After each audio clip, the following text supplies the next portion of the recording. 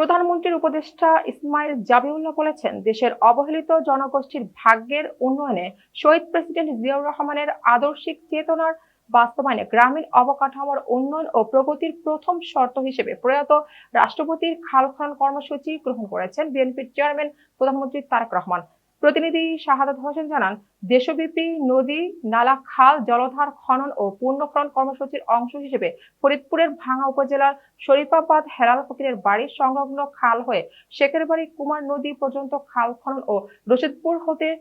মর্মপট্টি পর্যন্ত পূর্ণ খাল খনন কার্যক্রমের শুভ উদ্বোধন উপলক্ষে প্রধান অতিথির বক্তব্যে এসব কথা বলেন।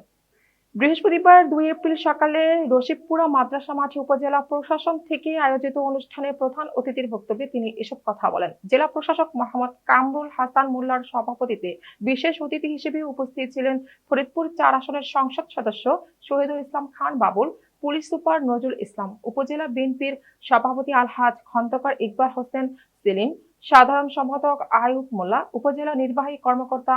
আব্দুল্লাহ আবু জাহের, অফিসার ইনচার্জ মোহাম্মদ মিজানুর রহমান ও ঘারুয়া ইউনিয়ন পরিষদের চেয়ারম্যান মনসুর মুন্সি। এর আগে আনুষ্ঠানিকভাবে পূর্ণ খাল খননের শুভ উদ্বোধন করেন প্রধান অতিথি ও বিশেষ অতিথি এমপি শহীদুল ইসলাম খান বাবুল। এ সময় উপস্থিত ছিলেন ভাঙ্গাপুর